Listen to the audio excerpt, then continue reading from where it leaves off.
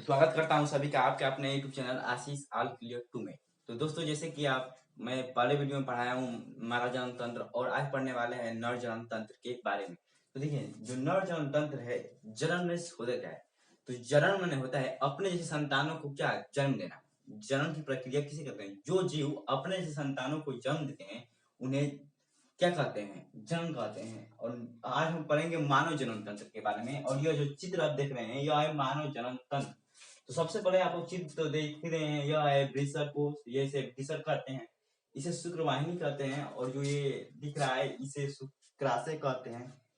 यह जो दिख रहा है इसे शुक्राशय कहते हैं। और जो ये नली आ रही है शरीर से आ रही है और जो मूत्र मार्ग बनता है मूत्र वो आकर इसमें इकट्ठा होता है। सबसे पहले हम लोग देखते हैं कि सबसे पहले हम लोग एक बात करते हैं और वो क्या है कि सबसे पहले जो हम देखेंगे वो देखेंगे वृषण के बारे में। जो मादा जनन तंत्र यानी नर जनन तंत्र के में मुख्य भूमिका निभाता है, यानी प्रमुख जो भूमिका निभाता है उसे वृषण कहते हैं। और वृषण के बारे में हम पहले देखते हैं। सबसे पहले देखिए वृषण। तो वृषण और बोर्ड में इसे लिखने के लिए मैं ये सब लिख दे रहा हूँ कि इसे वृषण क्या कहलाता है। तो सबसे पहले जो वृषण है यह एक जोड़ी होता है। जो शरीर में हमारे शरीर में क्या है, यह एक जोड़ी पाया जाता है, यानी एक जोड़ी मतलब दो है। तो हमारे शरीर में लिख देंगे कि यह इनकी संख्या, लिख देंगे कि इनकी संख्या एक जोड़ी होती है। इनकी संख्या एक जोड़ी होती है। जो इनकी संख्या होती है वो कितनी होती है, एक जोड़ी होती है। और यह क्या है, यह नर जनन तंत्र का प्रमुख भाग होता है। यह नर जनन तंत्र का नर जनन तंत्र का प्रमुख भाग होता है। प्रमुख भाग होता है, भाग होता है। सबसे पहले हम लोग क्या जाने कि जो वृषण है यह क्या है, नर जनन तंत्र का एक प्रमुख भाग है। और इनकी संख्या क्या होती है, एक जोड़ी होती है, यानी दो होती है। और इसमें ना एक हार्मोन स्राव होता है। यह पहले तो इसके बारे में समझिए वृषण।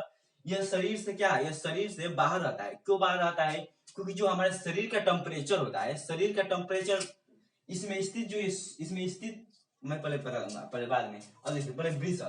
तो वृषण के बारे में हम लोग देख लिए। और इसमें ना एक हार्मोन उपस्थित होता है। जब हम लोग किशोरावस्था में आते हैं तो इसमें एक हार्मोन रिलीज होता है। जो हार्मोन क्या कहते हैं, टेस्टो टेस्टोस्टेरॉन। टेस्टोस्टेरॉन इसमें लिखेंगे कि इसमें टेस्टोस्टेरॉन हार्मोन हार्मोन स्राव होता है, स्राव होता है, होता है। इसमें क्या होता है कि इसमें एक टेस्टोस्टेरॉन नामक जो हार्मोन होता है वो स्राव होता है। और ये कब होता है, जब किशोरावस्था आता है, यानी 11 से 12 के एज में यह जो हार्मोन है यह उपस्थित होता है। इसी कारण जो हमारे शरीर में दाढ़ी मूंछ और आवाज का जो मोटा होना होता है इसी हार्मोन के कारण होता है। जो यह हार्मोन लोग रहे टेस्टोस्टेरोन हार्मोन, ये इसी कारण से जो हमारे शरीर पे बालों का आना यानी दाढ़ी मूंछ का आना और जो हमारे आवाज क्या मोटी हो जाती है इसी कारण है। जो यह हार्मोन है इसी कारण जब 11 से 12 के एज में लड़के होते हैं तो यह हार्मोन उस समय रिलीज होता है। और उसी हार्मोन के कारण क्या हमारे दाढ़ी मूंछ की आवाज के मोटी हो जाता है। अब देखिए तो वृषण के बारे में बस हम इतना ही जानेंगे कि वृषण इनकी संख्या एक जोड़ी होती है और यह नर जनन तंत्र का एक प्रमुख भाग होता है। और इसमें एक क्या स्टेटेरॉन जो हार्मोन होता है वह स्राव होता है। अब देखिए यह वृषण कोष क्या है। तो जो वृषण कोष होता है इसे अर्धवृषण भी कहा जाता है, यानी वृषण कोष के बारे में जानते हैं। इसे अर्धवृषण भी कहा जाता है। वृषण वृषण कोष, कोष्ठ में अर्धवृषण कोष, यानी जो वृषण कोष होता है वह अधिवृषण कोष भी कहा जाता है। कोष्ठ में अधिवृषण कोष। तो जो अधिवृषण कोष होता है इसमें क्या होता है कि जो शुक्राणु होते हैं वो इसी में क्या, इसी में मतलब कि बनते हैं। जो शुक्राणु है इसी में बनते हैं, इनका बनते हैं। और जो शुक्राणु है इसी में क्या बनते हैं और इनकी संरचना होती है। और इसी में क्या परिपक्व होते हैं। जो शुक्राणु होते हैं इसी में बनकर परिपक्व हो जाते हैं। तो इनको लिखेंगे ये क्या लिखेंगे, जो देखिए ये क्या है ब्रीसर, और ब्रीसर के जो यह ऊपरी परत रोक रहा है इसी में क्या शुक्राणु परिपक्व होते हैं। तो लिखेंगे कि यह ब्रीसर की ऊपरी परत है, ऊपरी संरचना होती है, और इसी में शुक्राणु क्या परिपक्व होते हैं।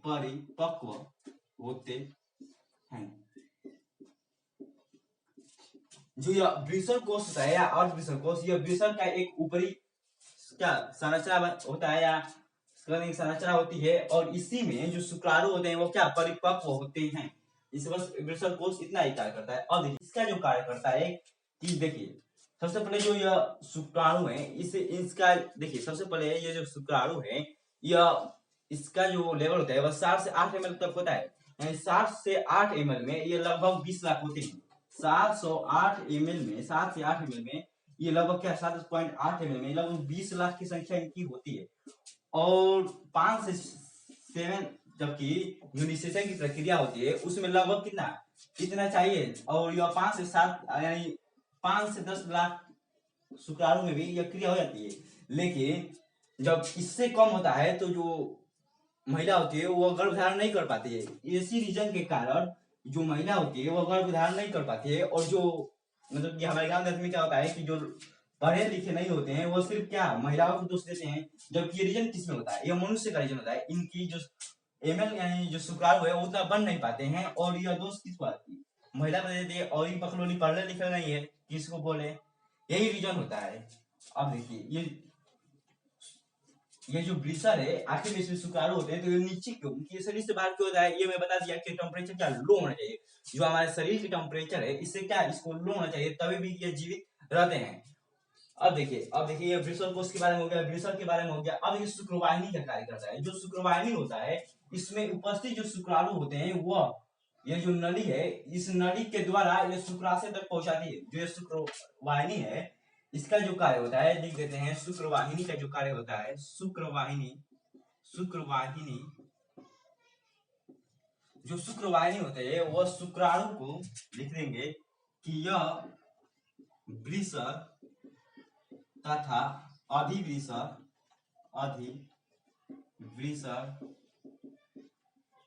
से शुक्राणु को शुक्राशय तक क्या शुक्रवाहिनी के द्वारा यानी शुक्राशय को शुक्राशय तक क्या पहुंचाते हैं, शुक्राशय तक पहुंचाते हैं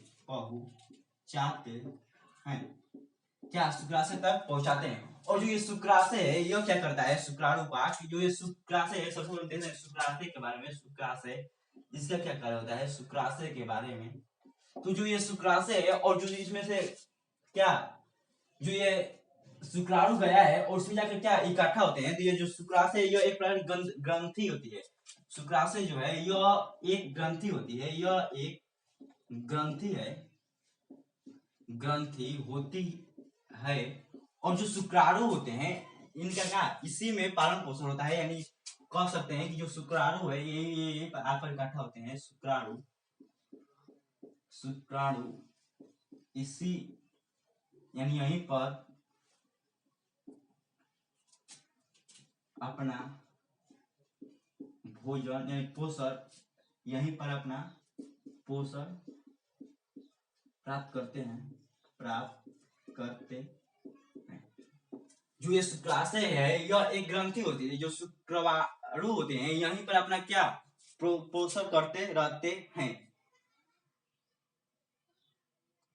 और जो ये शुक्राशय है यह क्या होता है कि यह इसमें जो एक शुक्राशय द्रव होता है। जो ये शुक्राशय ग्रंथि देख रहे हैं इसमें शुक्राशय द्रव इसमें लिख देंगे, इसमें शुक्राशय द्रव क्या उपस्थित रहता है, उपस्थित रहता है। देखिए तो हम लोग क्या जाने ब्रीसर के बारे में। ब्रीसर क्या होता है कि इनकी संख्या एक जोड़ी होती है, यह नर जनन तंत्र का एक प्रमुख भाग होता है और इसमें टेस्टोस्टेरॉन हार्मोन क्या स्राव होता है। क्यों स्राव होता है? यह 11 से 12 के बीच में स्राव होता है। और जो वृषण कोष में है, यह वृषण के ऊपरी जो वृषण है इसकी ऊपरी संरचना होती है और इसी में क्या शुक्राणु परिपक्व होते हैं। और जो शुक्रवाहिनी नलिका ये देख रहे हैं, ये जो शुक्रवाहिनी नलिका है इसी के द्वारा जाकर यह शुक्राशय में अपना पोषण पाषण करते हैं और इसमें जो शुक्राशय द्रव उपस्थित रहता है वह इसी में क्या स्थित रहता है। और यह लंबे समय तक क्या है, जो शुक्राशय होते हैं, शुक्राशय यह लंबे समय तक इसी में जीवित रह पाते हैं। इसके कारण लिखेंगे, इसके कारण शुक्राणु क्या लंबे समय तक जीवित रहते हैं, लंबे समय तक जीवित रहते हैं। यही रीजन है शुक्राशय के कारण ये जो शुक्राणु होते हैं वह शुक्राशय ग्रंथि में जाकर क्या लंबे समय तक जीवित रहते हैं। अब देखते हैं किसके बारे में। तो देखिए, ये जो मूत्र मार्ग हो रहा है, ये जो नली आया है और इसमें जाकर यह होता है मूत्राशय, यानी जो हमारा मूत्र होता है वो मूत्र होता है वो क्या यहाँ पर आकर इकट्ठा रहता है। और यह शरीर से अंदर से आए हुए जो इसे पानी पीते हैं उस नली से आकर और इसमें क्या इकट्ठा होता है। और जो ये मूत्राशय देख रहे हैं इसी में क्या इकट्ठा होता है। और जो ये नली आई है इस नली से गुजरते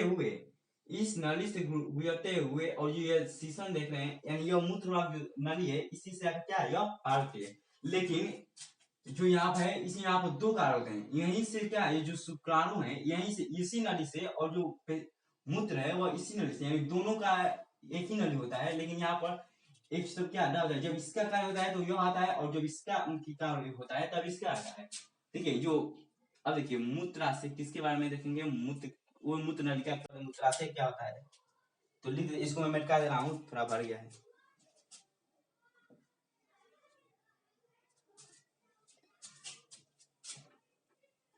इसको मैं मिटा दे रहा हूँ ताकि मैं लिख सकूं।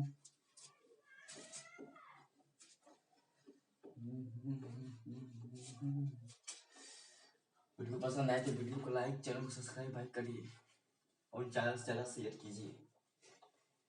अब देखिए, जो ये मूत्र मार्ग है, यानी मूत्र मार्ग का क्या कार्य होता है, मूत्र मार्ग का लिखेंगे मूत्र मार्ग। देखिए, जो ये मूत्र मार्ग होता है यह शुक्राशय यानी शुक्राणु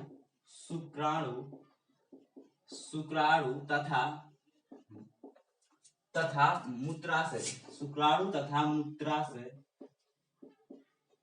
को बाहर ले जाने का एक नली है, एक नली है। जो ये मूत्र मार्ग है, ये जो देखिए शुक्राणु यहाँ पर आकर गठित होते हैं और यहाँ पर दोनों का एक ही नली होता है, आगे जाकर ये दोनों का एक ही नली होता है। लेकिन यहाँ पर एक लगा होता है, जब इसका काम होता है तो ये आता है और जब इसका काम होता है तब ये आता है। लेकिन इसको जब लाने के लिए सिर्फ एक ही नली होती है, वो क्या है मूत्र मार्ग। यानी जो मूत्र मार्ग होता है शुक्राणु तथा मूत्राशय को बाहर ले जाने का क्या कार्य करता है। अब देखिए क्या पढ़ेंगे हम लोग। देखिए ये शीशन जो होता है, यह शीशन के बारे में जानते हैं। शीशन क्या होता है, जो ये शीशन होता है इसके बारे में लिख देते हैं भाई। बोर्ड में इस तरफ लिखने के लिए आता है इसलिए मैं लिखवा रहा हूँ। देखिए, जो यह शीशन होता है इसका क्या करता है, यह लिखेंगे कि यह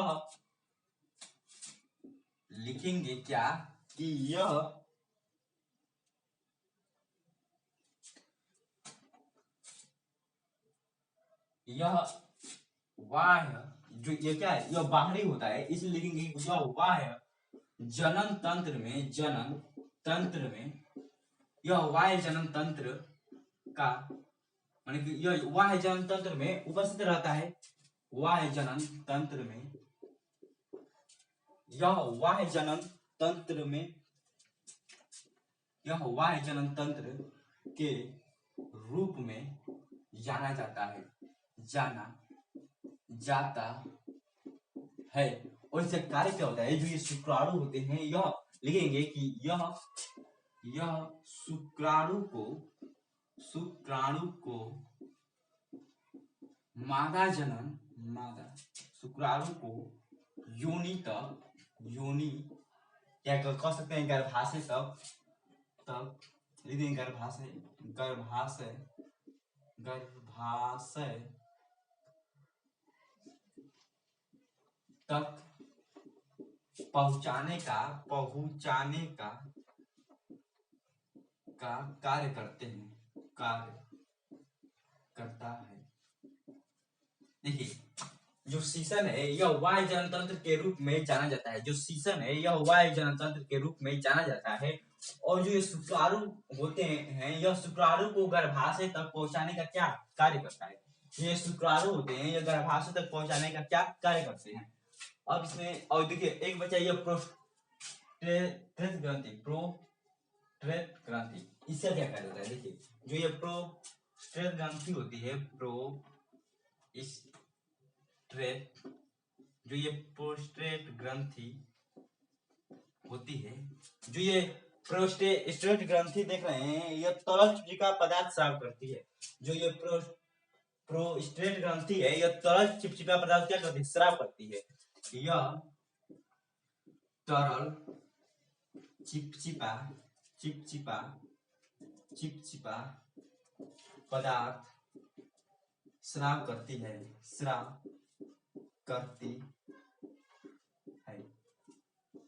तो अब देखिए, इसके बारे में जानिए, सबके बारे में हम लोग जानिए। देखिए, और मैं शुरू से सबको बता दे रहा हूँ कि क्या होता है। देखिए, सबसे पहले वृषभ के बारे में, इसका क्या कार्य होता है। यह नर जनतंत्र का एक प्रमुख भाग होता है और इनकी संख्या क्या, एक जोड़ी होती है। और इसमें एक टेस्टोस्टेरोन नामक हार्मोन स्राव होता है और यह 11 से 12 केज में स्राव होता है। और जब ये स्राव होता है तो इसी के कारण क्या मानव में यानी मनुष्य में दाढ़ी मुछाने का, मनुष्य में नहीं कहूंगा, मतलब जो पुरुष होते हैं उसमें दाढ़ी मुछाने का कारण होता है। और इसी हार्मोन के कारण क्या होता है, आवाज मोटी होती है। और देखिए, अब हम लोग पढ़े वृषण कोश के बारे में। यह एक वृषण का बाहरी आवरण है, यह बाहरी संरचना होती है और उसमें शुक्राणु क्या होते हैं, परिपक्व होते हैं। उसके बाद जो ये शुक्रवाहिनी है, ये शुक्राणु को क्या शुक्राशय तक पहुंचाने में कार्य करती है। ये जो शुक्रवाहिनी है, ये शुक्राशय तक पहुंचाने में क्या करती है। और जो शुक्राशय है, इसी में जो शुक्राणु होते हैं वो अपना क्या पोषण करते हैं और लंबे समय तक क्या जीवित रहते हैं। और इसमें शुक्राशय द्रव उपस्थित रहता है। इसी कारण जो चिपचिपे पदार्थ है और जो यह है प्रोस्टेट ग्रंथि, यह क्या उसे चिपचिपे पदार्थ के मैं अभी बताया कि यह तरल चिपचिपा पदार्थ स्राव करती है, ताकि जो ये इसमें पेशाब होता है वो मुलायम रख सकते हैं, कि कर सकते हैं तब मुलायम है, जैसे खराब ना लग सके। और यही ग्रंथि के कारण क्या है, जिसमें जो पेशाब होता है वो मुलायम रहता है। अब देखिए, यह मूत्र मार्ग क्या होता है, तो जो शुक्राणु है और मूत्राशय है, यह दोनों को बाहर ले जाने का क्या कार्य करता है। और जो शीशन होता है, यह मैं इसके बारे में, यह वायु जनहाशय तक पहुंचाने में कार्य करता है। तो जो नर जनन तंत्र है, इसके बारे में बस इतना ही होता है और कुछ नहीं होता है। और इसके लिए आज के लिए इतना ही रहने देते हैं। और वीडियो पसंद आए तो चैनल को लाइक सब्सक्राइब हो जाए, शेयर कीजिए। धन्यवाद।